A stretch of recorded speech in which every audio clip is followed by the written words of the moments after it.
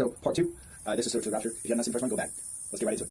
So the key is having a vision does not automatically mean prophecy will unfold exactly as seen. It's guidance, not a little countdown.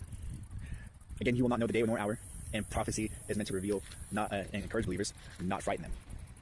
So let's talk about time. We had previously talked about the Julian calendar. We talked about the solar year calendar. Then we have the Gregorian calendar.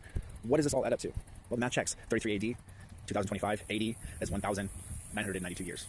365 prophetic years is 2,021 years.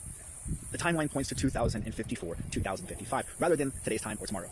So in the event of it being going through prophetically happening, we had the Feast of Trumpets, which is Leviticus 23 through 25. Numbers 29, 1 through 6. It's a symbolic reference and experience, but it is a symbolic marker, not an exact date for the rapture.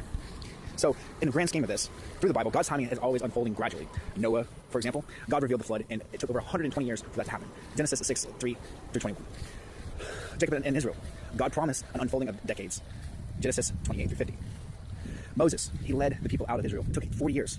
Why did it take 40 years? Well, some people say that Moses was stubborn, okay? But fulfilling God's plan in stages. Jesus, his birth came after centuries of prophecy, and John the Baptist prepared his way, Luke 1 through 3. In all these examples, people do not have the exact day. They were called to the faith, living in meaning, but in the meantime, still trust with God's plan. So what happens when you hear claims that rapture is imminent? Stay calm. I know, right? More jargon thrown down your throat, but really stay calm. Prophecy is guidance, not a countdown clock. Focus your faith and don't let others drive your actions, such as fear. Serve one another with acts of kindness and serve everything aligned with God's priorities. Your will versus their will. Don't lean on other person's understanding or your understanding. Yeah. So prepare spiritually, not panic. Pray, study your scripture, strengthen your heart. For those who make prophetic claims, your visions are meaningful. They're not discredited. God gave them to you for a purpose, to encourage and reflection and readiness. Who knows, there could be something in your region that may be going on that is not necessarily the end or the rapture happening, but simply saying, hey, there's stuff coming up, and I call to you right here, right now, to step up. But here's the funny part, is that people are so afraid about when it's happening, when it's going to happen, instead of just having faith and experiencing their life the way God intended you to. So what are you really afraid of? Leaving people behind, or people being left behind, or actually it happening? Faith is not your faith is not invalidated.